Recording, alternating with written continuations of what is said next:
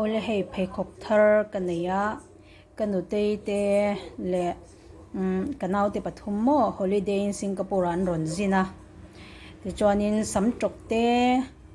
mai te men ron hona ti chuanin hei chu mai te le samtok me ron pe pa in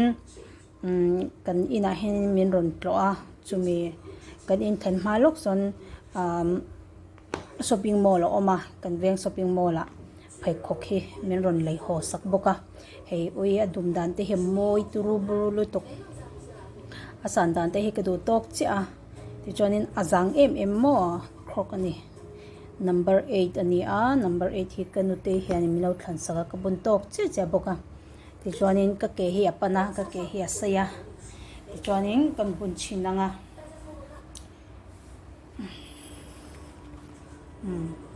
ti khanin ani a oi ti khan moi lut tuk ani ti chuanin engza man nge kan enanga dollar somriat le pakwa sen somkwa panga ani Burma poisa chuan noi ni le ti vel noi ni singli singa borvel nang mo chu tiang vel chu nyanga India in sanga le zasri le ti vel ni don chu ui ka ba han bun tau don tak em ti khanin amoyem ka ke nan ti han lo in mil thlap vel ni chamo ti hanin amoy em maya kalom lut tukat atau box ya ko kalau ot ve thin lut to kamo se kanu te local he kwan nei na ni amoy zia he ente o kein mere uta ba mo ti han adum dan he dum taknal top ta ni chu ti chuanin kanawin kor min lei sak boka ni chuanin in chei hi ka thiam lo theilu to ka in chei dan hi in chei senior theilu tu hi min ti thina hitia ka len chwa don vel te hianin in chei dan ka thiam lo lu to khe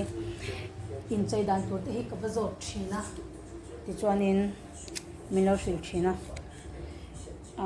kapu hian akong you can take it now the number okay hey okay kapu hian in ticket a lei ve thina mo lucky ticket chu wangin adu don box sia ka tia ka pe ni kha ti chuanin ka kor hi kanau kormin lei sak chu ni a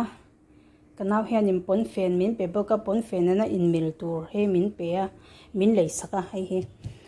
chu hemi kan leida te hi dor changkang do ania Singapore hen hele chen hi kom to mo khate ang dor changkang ate han kale lu lo shim ha de hanin amoy ja he chune chuan ka don ani ti chuanin hi